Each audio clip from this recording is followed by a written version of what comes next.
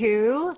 We are going through the 10 items on the CGC test. We're doing, last week we did 2, so I think we have 2 or 3 more today. Class is totally free, so thank you for any donations. We are taking donations on PayPal. If you are not an ongoing client and like to offer a donation, that is our PayPal account. Rules, basically, if you have a quick question, just ask it. Your audio can be on. If it's not really relevant, but you're like, oh yeah, I got to remember to ask them, just type it and we're going to have time at the end to be able to answer your questions. Class runs for exactly an hour, and again, it's recorded. So if you missed last week's class, it's up on YouTube. If you haven't subscribed to our YouTube channel, we are putting a lot of content on there. So check it out. And of course, we have Instagram and Facebook. So today's class overview, practice space setup. We're going to overview the entire test. We actually are trying to put a video together of all 10 tests on one video that we'll upload to YouTube so you can have all 10 in order. We're going to do a warm-up. We're going to explain why the sessions need to be kind of short, give you some tools to bond with your dog, just so that you can ask your dog to do something and they listen, right? You got to continue to work on that bond. We're going to go over wait versus stay, and we'll actually have an open discussion about it and maybe how you use it versus how we use it in school and training. We're going to talk about recalls, and we're going to go over how to incorporate and how to teach a good, strong recall, especially at a distance, which is on the test. We've got a little interactive project for you, kind of like if you saw this morning, we launched the video that had our Easter egg hunt one. So something similar, talking about the loose leash walking based on the test, how it looks differently, and some homework and any questions we'll review. So Julie, you can go ahead and take over for practice space setup. So for the first warm up, we're going to go ahead and grab some either their kibble or some crunchy treats so that you can slide them really easily from your hand. Grab your treat pouch, whatever kind of tasty treats that you want. Since we're in a lower distraction environment in your house, we can maybe, cut down the meat and the fatty stuff. We can go a little more into the Honest Kitchen or even their kibble if they're not as distracted right now. Thank you. Harness and 6-foot leash just so that you can practice loose leash walking in front of us. And you can use your clicker. It's totally optional, but we're going to talk about the click and the mark here in a second. So if you have an iPad or iPhone, please turn it horizontally. I think everyone's okay right now. And this is, if you'll click on the video, you can see Laura is talking to someone, and then she backs up. This is a nice way that we can see up to your waist and what your hands are doing, but it's a little high. So if you can tilt it down for us, you see she's kind of adjusting and stepping back here. So we can see your dog's head. But we normally will put like an X on the floor just to know where we can stand when we're actually doing some demonstrations. Joanna, your setup looks perfect. Selena, I like where you are right now. And then you would just literally maybe push your laptop top down, if that's your laptop, when you go to back up, and use that square area that you normally sheet off. That's going to be a perfect place for us to see you working. So everyone's setup looks really good. So last week we went over sit and down on cue, and then how to teach a strong stay. We talked about using the 3 Ds, the distance, distraction, and duration, and how to build on those on your stay. And then we went into appearance and grooming. So how to get your dog to relax and be okay with their ears and their teeth, the tail being touched. So hopefully you guys did that last week and you were able to generalize it and have someone else in your house, or it's someone else, if you can, have them do it, because on the test, it's one of us coming over and handling your dog. Right. So for this week, Julie? This week, we're talking about loose leash walking. There's specific requirements on the test of what loose leash walking looks like for the test. So we're going to go over that, and recalls from a distance and what it says on the test, how far you have to go. So during the test, when we officially test, you can't use treats. So we want to start, going into, if they're not distracted, if they're doing it really well, we're going to lower the value of the treats, starting to switch over to kibble and praise and petting, just so that when we're getting to the test, we don't have to have something in our hands. Praise and petting is allowed. It just can't be like overly going on when the test is going on. If it's held inside, your dog has to hold it until the very end of the test. They can't go to the bathroom inside, or they're disqualified. And you can't physically move your dog. The one thing that you can do, though, is when we're handling them, you're allowed to hold their face and you're allowed to lift up their arm, but we have to be the ones that handle their paws and their face. But you're allowed to hold it and move it in that one test. Other than that, we'll get started. We have a warm-up for you guys. So, I'm going to press go ahead and grab your crunchy treats.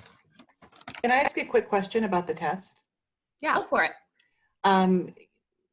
When you all administer the tests, are you two, Yo and Julie specifically, the ones that are touching the dog, coming to the dog, all that kind of good stuff, or is it someone else in your? It's usually, there's 4 of us. So Julie and I are the evaluators that are usually testing, and one evaluates and one can be like the handler. We also have Curtis and Laura.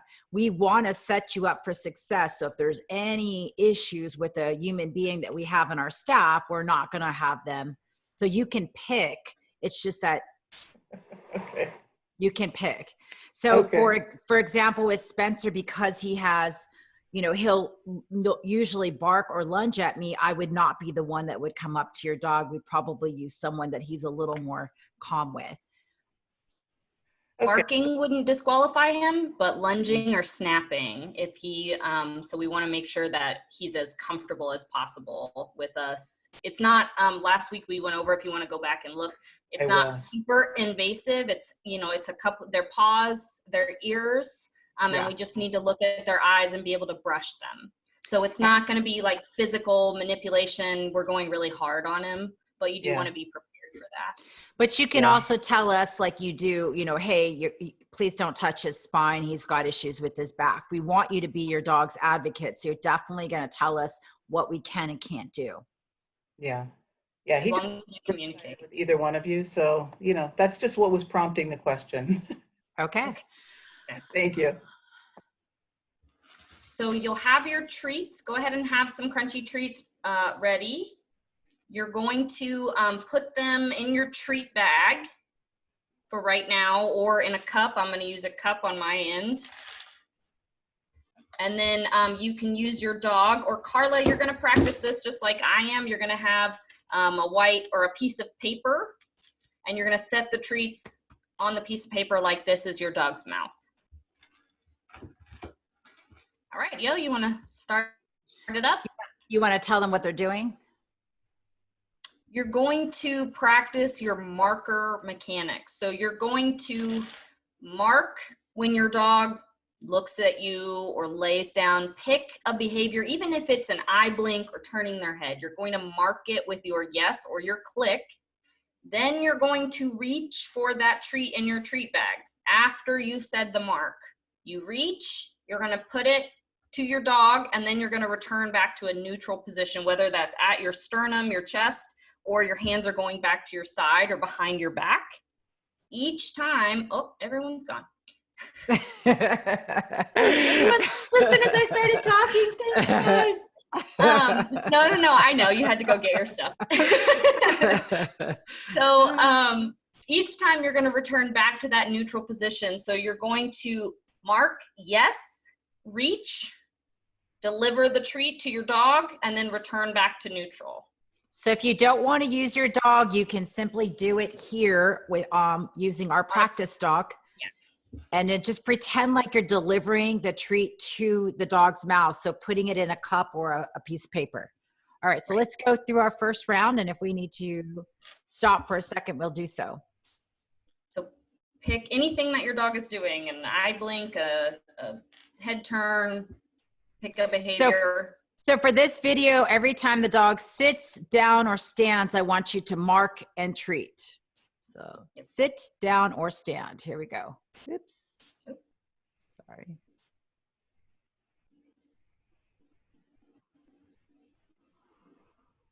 Deliver the treat. Hands go back to default.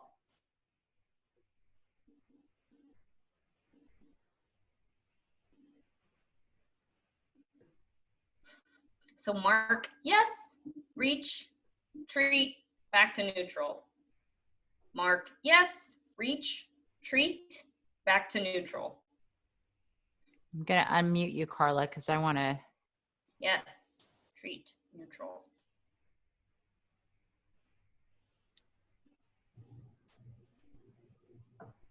Okay, so let's probably do this together. Yeah. Let's try doing this together. So I'm going to rewind it. So every time the dog sits, stands, or downs, I want you to mark and pretend to treat. It's going to go fast, okay? Here we go. Yes, treat. Yes, treat. Yes, treat. Oh. Yes, treat. Yes, treat. Treat. Yes, treat. Yes, treat. You're doing it Yes. more than Treat. it in the video. No, he's sitting down and stand. It's sit down. Oh, I didn't treat him for each one. No. Oh, okay. Yeah, that's why. But the lesson is every single behavior you mark and treat. Yes, reach. Yes. Yes. Yes. So let's try it one more time, and this time only mark the sits. All right, are we ready?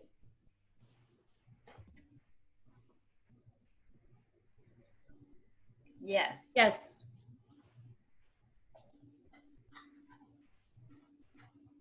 Yes. Yes.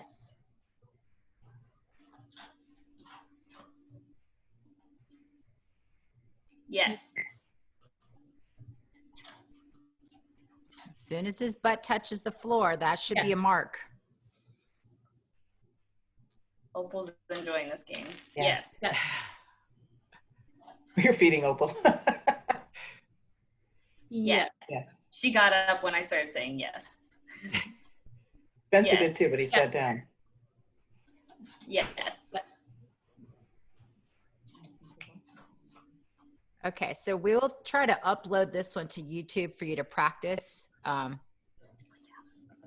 It's probably recorded a little bit fast, but this is a drill to practice your mechanics. This is a puppy push-up for us. It's a sit down, stand, or sit down, stand, sit, and then back down. So any questions on that? The timing is really important. The timing, as soon as the butt touches the ground, if you're cueing just to sit, that's when that mark happens. And then the treat happens really quickly and you're right back to default. Right. Joanna, and I'm going to pin Joanna for just a second. Let's see if I can. Oops. I can do it. I did, but it because we are sharing the screen, it's not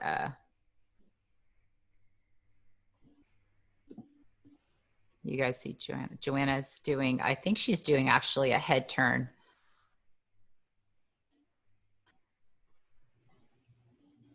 Or a lip lick or something. Right now, I'm just doing eye contact. Okay, eye contact. There's a garbage truck outside, so she keeps wanting to turn to look at the garbage truck. Oh, perfect. Oh, good job. So this would be really good for you, Carla, if you were on the deck with Indy and people walk by and he looks over, and the moment he looks back at you, you can mark that. Yeah, good idea. I'll do that. All right.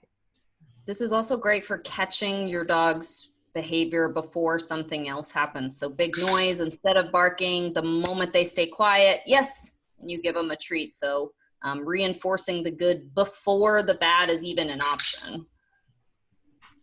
All right, let's go back to unpin. All right.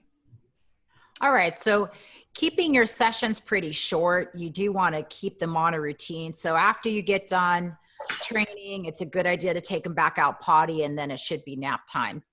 You don't want to overwork your dog. Same with play sessions. Normally play sessions 2-3 minutes at the most, you know, or if you're going out for a walk, 15 to 20 minutes. Mental stimulation is just as exhausting as physical exercise. So while you're really emphasizing the CGC prep or any of the training classes that you've been taking, you want to kind of balance it out so they don't get tired, overworked, because then they don't want to listen. They're just exhausted, right?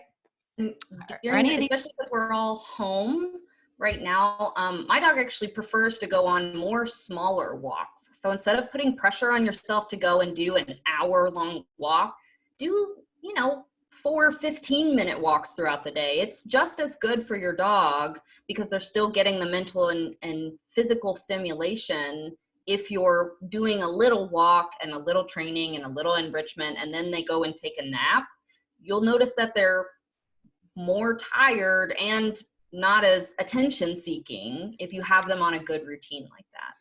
We've noticed from teaching classes online that people are saying that their dogs they're like really absorbing a lot of this information. And I think it's because they're in their natural environment. They're able to relax.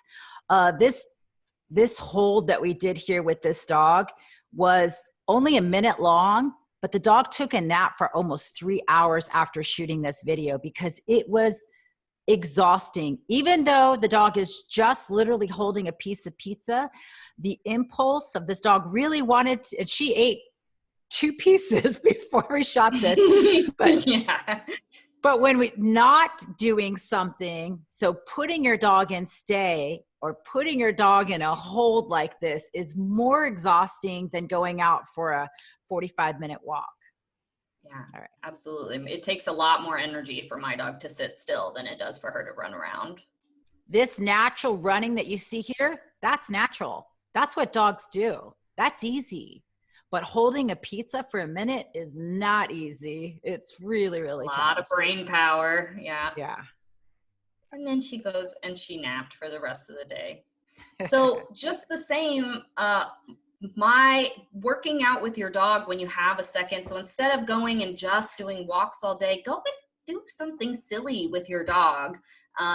In this one, you'll see Curtis is like powerlifting jelly beans. So if you have a dog, I bet you could squat Indy for a little bit, just like a baby. You hold them under just like a lamb. So you want to support their butt and their top and do a couple of squats. He decided to get a little silly at the end, and she was having a blast. This was so much fun for him and for her.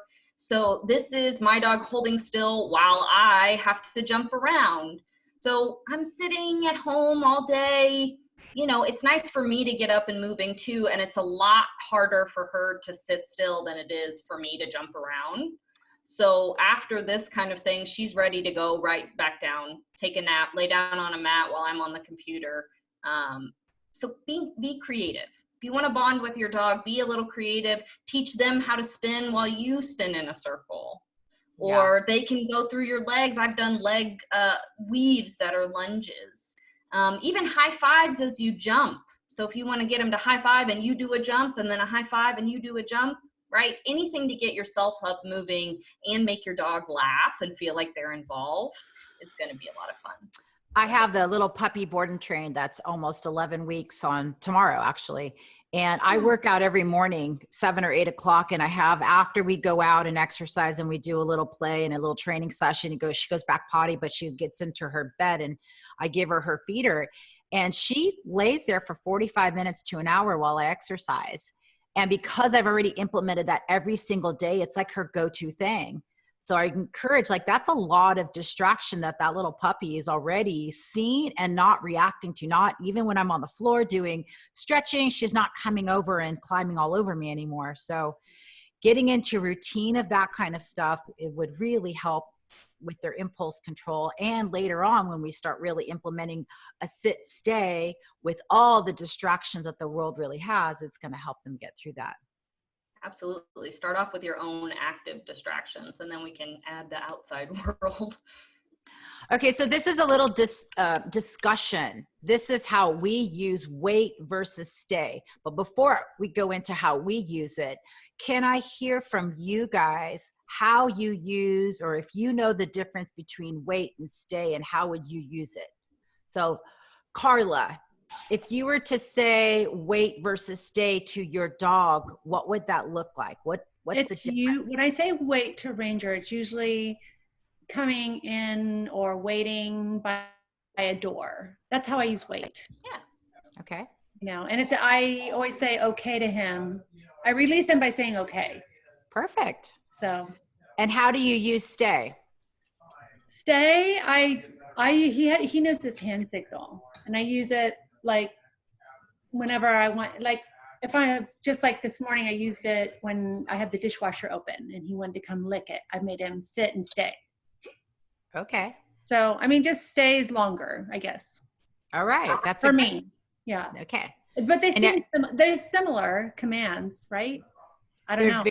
They're very similar in the way that they look, but you can use them differently based on like if you set it up that way.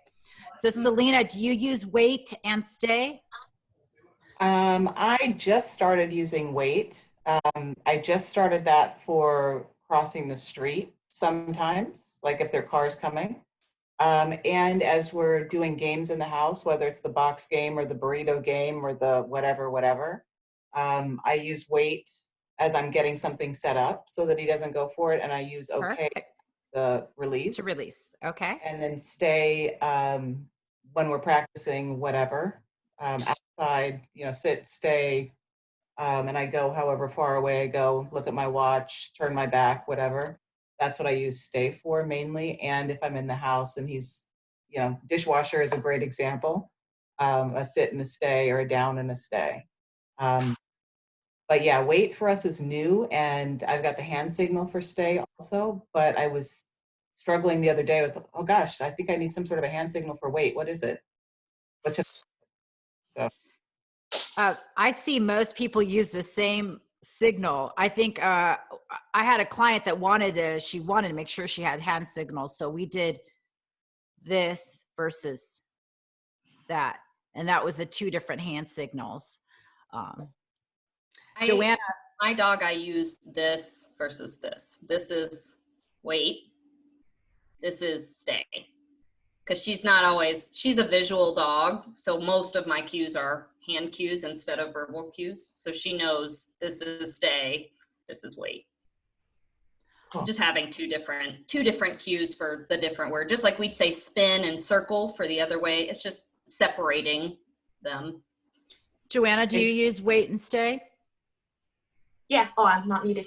Yeah, I use wait more informally. Like if I'm I'm still getting groceries out of the car. Wait is more of an informal, hold on, I'm going to do something. Like she doesn't need to, whereas stay is more for, like I need her to stay in one spot. Whereas wait, if I go get something from the car, it doesn't really matter if she stays at the door. It's more like, hey, heads up, I'll be right back. But this is something that I need to do, whereas stay is something she needs to do. Okay. Yeah, I like that. So how we teach it is very similar to all of everything that you've said. Wait is a little less formal. It's more of pause. Give me a second. I'm going to put your food down. So for us, how we make it different is that wait, when they're done, there's going to be something else for them to do. So it really is like, hold on a minute. Okay, now go eat. Hold on a minute. Okay, now let's cross the street. Hold on a minute. Now the door is open. So it's really more like, hold on a minute. So when teaching to a young dog, wait is a lot easier than stay. Stay is much more formal. It really means do not move. It also means like, no matter what distraction. So it's almost like settle or go to your spot, except there doesn't have to be a marker of any kind. So in here in a couple examples, stay is when there is a visitor at the door and you don't have them leashed and you're going to go pick up some packages. You're really saying, no, I mean stay. Do not come to the door. Also, when you're leaving a room and you don't want them to follow you, they have to stay put, right, until you come back. So the difference for me on stay is that I will come back and then release. Now you can just go do whatever you want. You're free to go. When you walk to the front door and you're going to go on a walk, if you're waiting for the door to open, that would be wait for me. But if I forget, like I sometimes forget my treat pouch or my poop bags, that's a stay because I'm going to leave the room for a second. I got to go get something. I'm going to come back. The door opens. Now, okay, you can go. Does that make sense? How we use it? Yeah, yeah. So It's more of a pause versus a stop. Remember the old VCRs, right? How easy it was to pause and then unpause versus stop, and then you had to rewarm the VCR and then do a play, right? So same kind of concept. Here's a short video. The first part of the video is a stay where the dog is being put in a sit, and then we walk away, we come back, dog is released. That's the end of stay.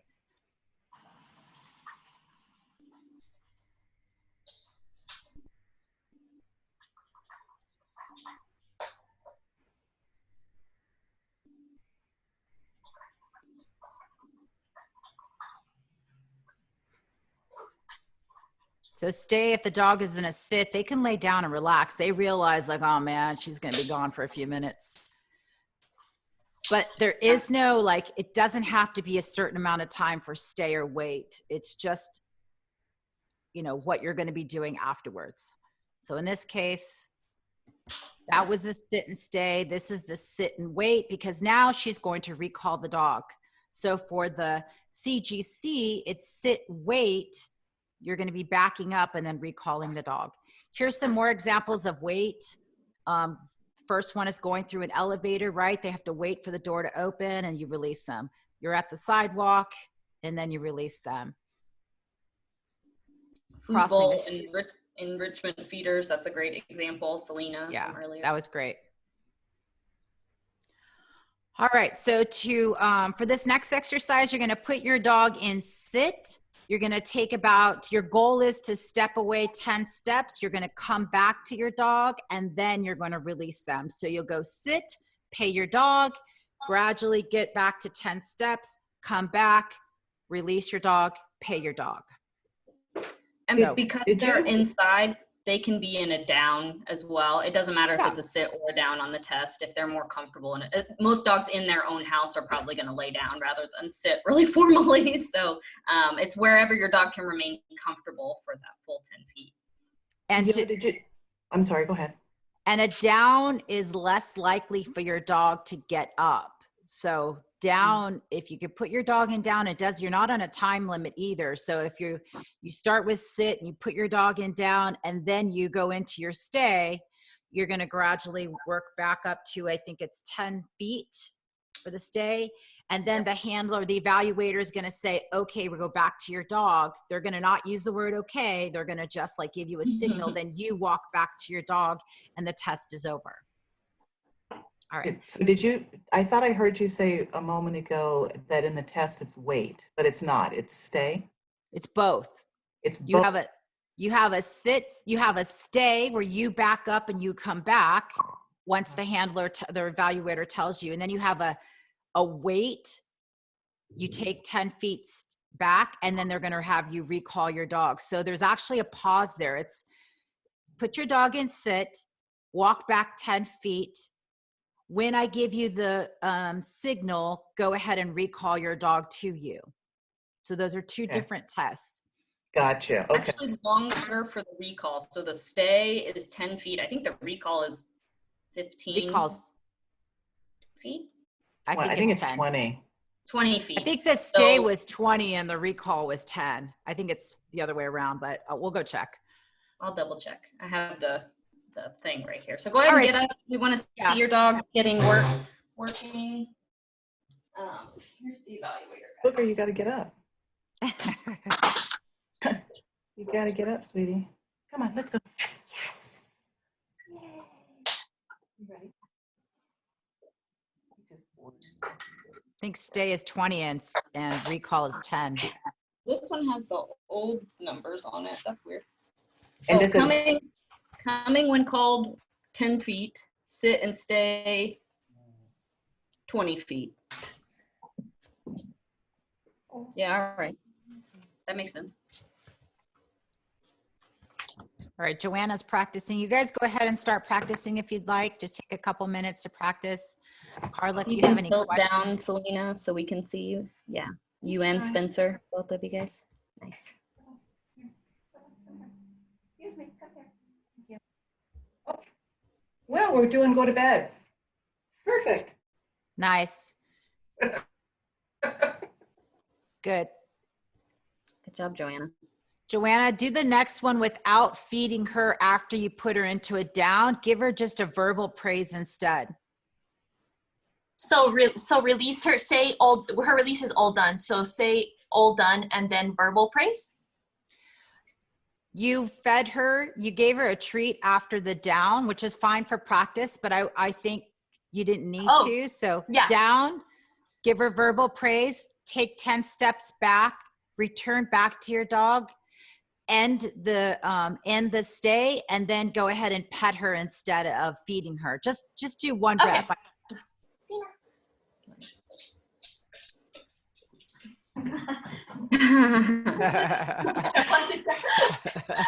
So Up just on like the furniture, the you lottery, failed.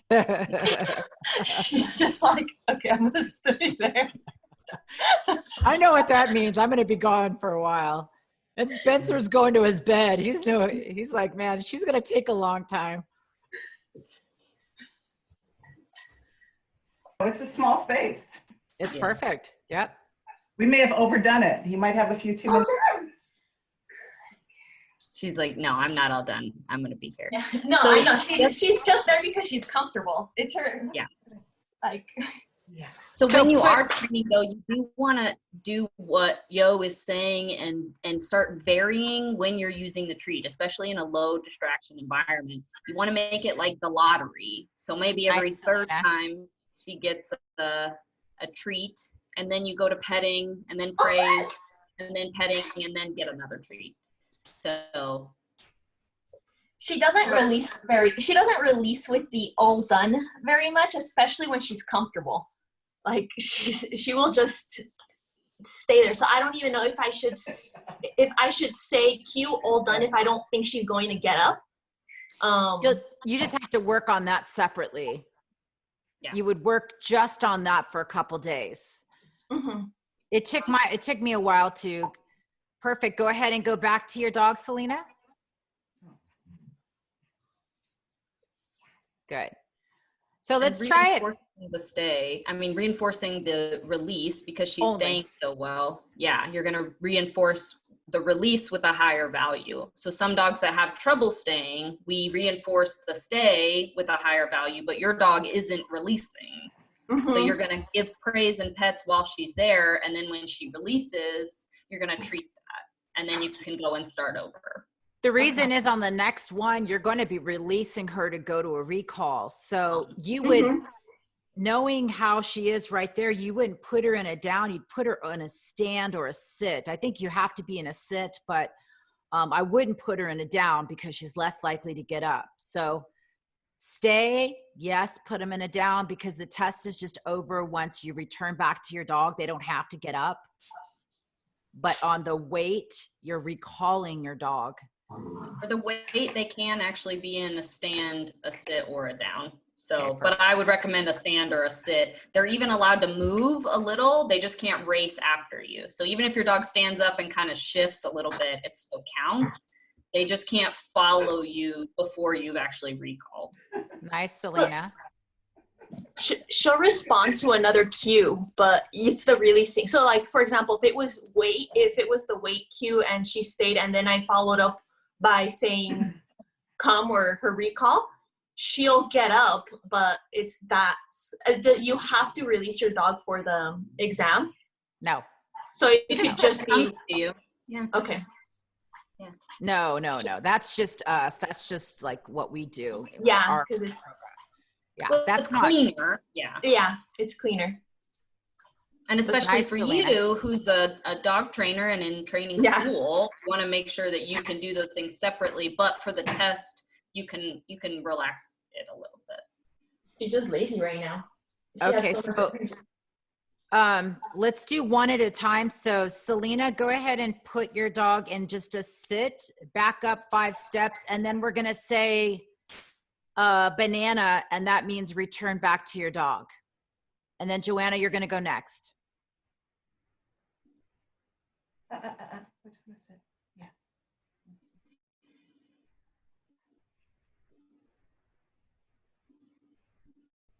Banana. Good. Very good. Good job. Yeah, because that's something that you guys practice all the time. That's a Oh. good choice to just use petting. Yeah. All the time, yeah. And the kibble is just apparently too low of a value treat because he's doing with it.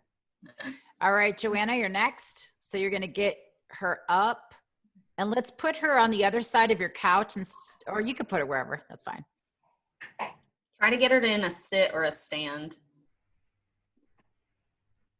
I know you're so flexible. Yeah, that's good.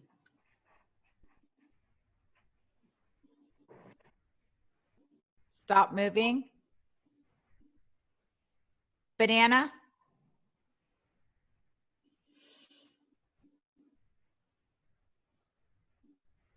You can pet her. Yeah, you can reinforce it now. Okay, good. Good job. So both of you guys would have passed that if it was shot in your house. So both of you are ready to take this outside or front yard, backyard, or into another room and start practicing this. This is something you can do on your long leash, right? Something you could do out in the front yard, in the backyard. So definitely begin practicing that because you are going to be testing, you know, most likely outside. Outside, yeah. All right. Any questions, Carla? Time period. Is there a time period they have to sit and stay for, or just for you to walk 20 steps? Until the handler tells you to release. So how it's normally taught, if we have 8 people in class, everyone walks back, but you're all spread out pretty far. Mm-hmm. We've done that test where everyone goes back and then we call each person one at a time. That's really hard. The other one that we do is sometimes we have everybody in a circle and we just work on one person at a time going through. So it just depends on who's there. Mm-hmm. Something to keep in mind is that we don't tell you which direction to go to put your dog in sit and which dog, you know, and where to walk. So being mindful of where your dog's eyes are. So if you're in a circle format, I would turn their body so that their back is against, you know, not watching everything out, you know, in front of them. All right. I wouldn't back up into all of the dogs right behind me. That's a risky move. Yeah. I wouldn't go towards, because they'll go right by you and then go, you know, yeah. And I've seen it happen. Yeah. All right, moving on to recalls. So get your dogs to settle. You can just get them to relax, or you can start petting them while you, this is just a really short drill, and then we're gonna get right back up. So Julie, let's go into recalls. So if you're practicing this alone, so some of you usually train your dogs by yourself, I think.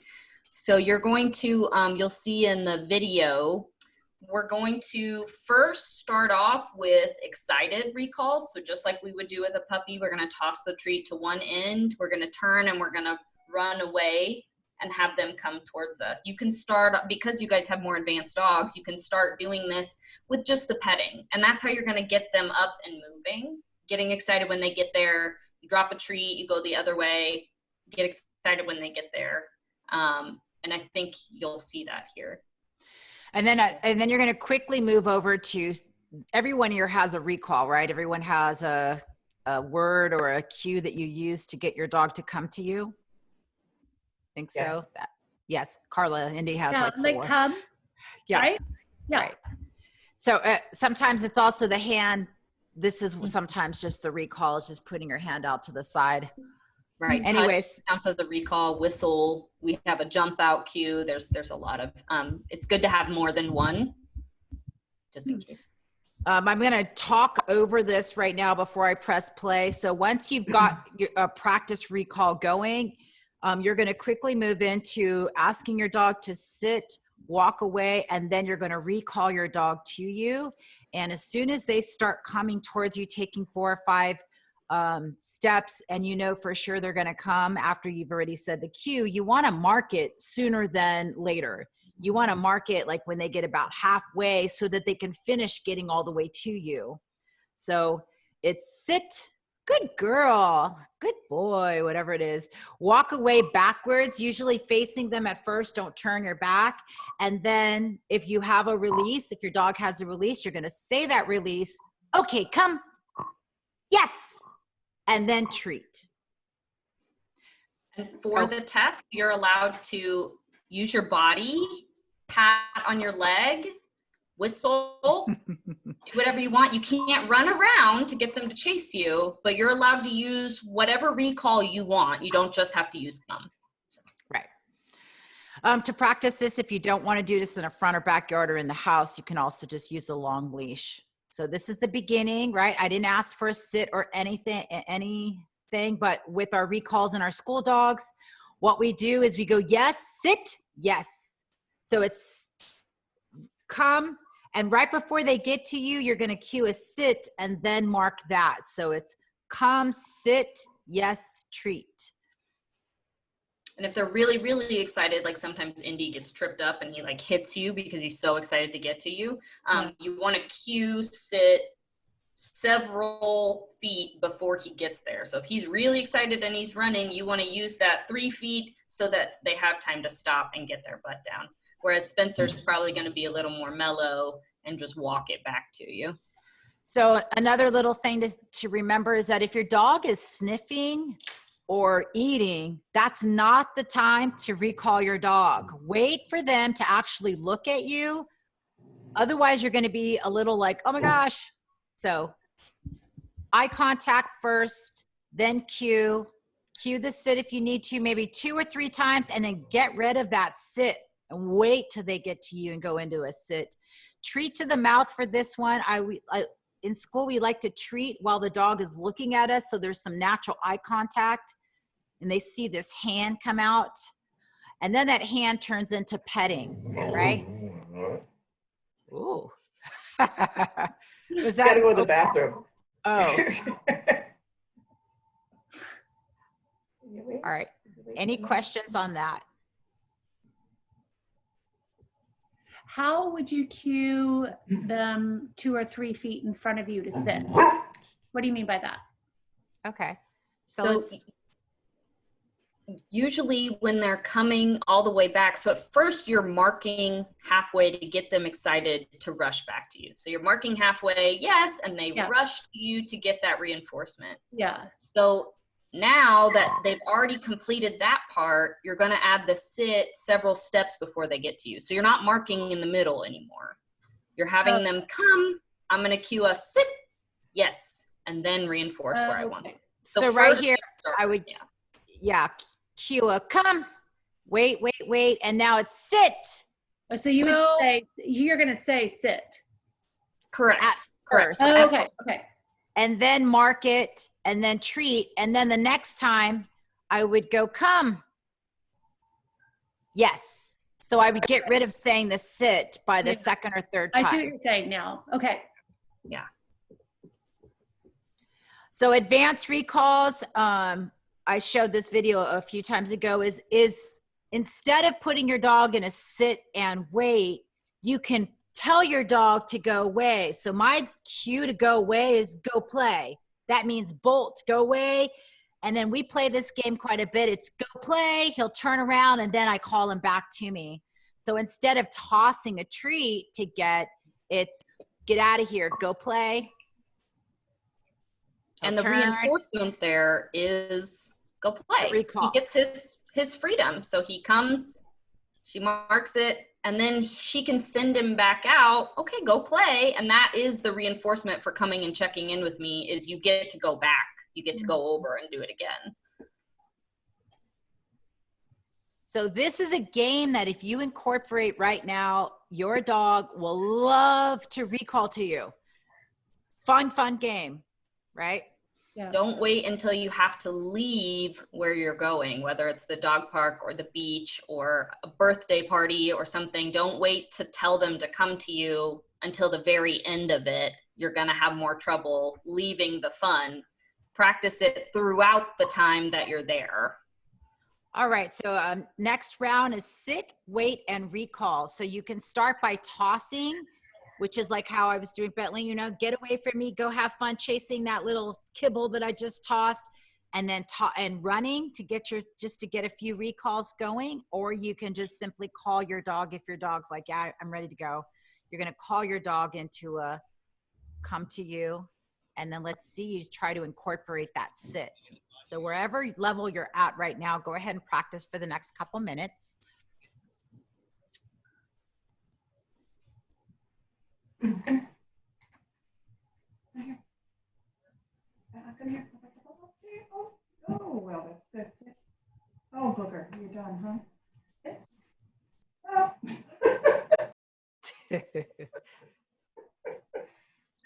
Oh, bud. Come. Yes. Good job. I guess, huh? Yeah. Come here. Let's try this. Come here. So sometimes when you're training in the house, it helps to pick up the extra comforts. I usually pick up the dog beds and rearrange things just a little bit so that I can keep them. But just like I do with my office, I sit at the table instead of sitting on the couch. Come here. Can we turn around a little bit? Nice. Good job, Zena. Good. Up this way. Up. And sit. Yes. Stay. Ooh, too many beds. He's a lucky boy. Good job. Yeah, good job. Sit. Yes. And so, Joanna, if you wanted her just to get one step further so that she came all the way to you, if we're going to reinforce a come and a heel, or come past me, even like if I want you to run away from something, you're going to treat closer to your body, because there you leaned over to give her the treat farther away. Next time I want you to put the treat just right close to you so that she almost her nose has to touch you to get the treat. Okay. Yeah.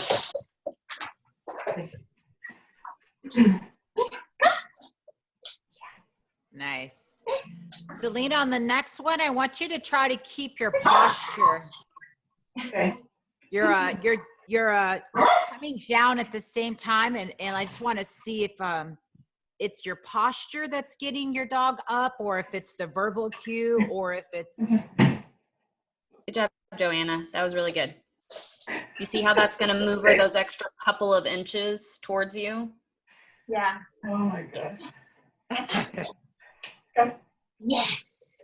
Perfect. Good. Oh, Now, hey, I like that. That looked now really, start really petting. good. That's Good. a car wash. Start petting, Selena. Nice. Yeah. That was Good really job. good. Yeah. So this is sit, wait, and then recalling your dog. Both of you guys doing a really good job with recalls in the house. Nice. I like that. Joanna's practicing several different recalls. I like having multiple for my dog in different environments as well. So that's a cute. For this one, we highly recommend almost always treating your dog or letting that toy or something. Use the high reinforcement for the training process. And even before the test, practice with food, and then just do one rep without it. Just recalls is something you never, ever want to lose with your dog. So you want to continue to train it and reinforce it no matter how old your dog is, because it's going to save your dog's life one day. All right, so go ahead and relax your dog. Maybe do one more repetition. Nice job, Selena. Good job. So do you know how to get a faster recall, to get a more excited recall, to get a more, just a bolt versus this like, oh my gosh. Yeah, he's asleep when he does this because we just do it so often. When we're outside, normally we do like 50, 100 feet, and then it's much more excited, and then he comes and he runs. So yeah. So Joanna, what do we call this in training when we in precision or in a latency? Right. The latency. But not even the latency, because he's moving right away. There's no delay. So what is the other, I can't even think of the word right now. The latency, the speed? Yes. Yeah, very good. Yeah, so we did that the last workshop, set a baseline and start shaping for the, for all of the speeds that reach that baseline and under. Right. Okay. Great. Let's move on. Carla, you have any quick questions? No. Okay. All right. Enrichment Project. I think this is one of your homework assignments. Let's just play this little video. So my dog would definitely eat the plastic eggs or just play with the eggs. So instead I decided to make a really easy one with a minefield, and it actually took them forever because they didn't want to knock things over. So it was really, really cute. Both puppies had a lot of fun with this. So this is like an Easter egg hunt, kind of like what we showed on the video, but just a different one. Highly recommend building the strength of your dog's nose, building their confidence, their ability to use their paws, their teeth. Just give them a little challenge. Great for bonding, great for confidence. Ooh, that was a jackpot. And I stacked things up so that they had to really they got to make a mess. They're both puppies. Well, one's 8 or 9 months old, but letting them have their doggy fun is important to me. All right, for loose leash walking on the test is normally done on a T cone. So we'll have like 4 cones going straight, and then we go left, and then we go right, because we're watching your turns. What we're looking for is that when you do make a turn, that you're not pulling your dog. Your dog can go to the end of the leash, but then notice, oh, I'm at the end of the leash, and then they need to look over and find you, and they can catch up. So the leash just has to be loose. You can't pull. Your dog can sniff, but they can't stop and sniff the entire time. So if you're having trouble getting your dog's focus, that would be a retest we would recommend. Yeah. But it's okay if they sniff for a second, as long as you're not yanking them away or they're not pulling you. So one of the times we have you go through the T without any pauses. So you're just simply walking. There would be a cone. I'm going to talk you through the different turns again, because even though it looks like I'm just turning, there's a strategic way to turn to get your dog to follow you versus going to the end of the leash and going, did you just move? So here on the test, we'll ask you to do, I think it's 1 or 2 sits or stops where you stop, dog stops. We'll have a specific colored cone. You'll notice that my speed changes before I stop, and then I place my feet together. Bentley has an automatic sit, but during loose leash walking, this is something that you want to cue a sit before you stop, and then ask your dog to stop, or sit. So here is my backup. So I'm going to show you the 2 different ways to make a turn. In a stopped position, when your dog is in sit, you can back up using your outside foot, and it gets them up. Indy does a really good job of this because we practice that turn. So this is the way I recommend turning, is getting your dog to sit, because you could sit on this side of the cone or you could turn and then sit. There's no specific way. I recommend going in the direction you want to go and then asking your dog to sit, and then doing a back step so your dog knows that you're turning around. and I may not be explaining it correctly, but when I show you the next part of this video, here's what most people do is they turn first and then they ask for a sit. And you'll see that it's natural. Watch my left hand. It's natural to pull the dog into position. And we're looking for this. See that pull? That's what most people do. They turn and they yank that leash. If it's subtle, we won't see it. But if it's not subtle, we're going to mark you off for that.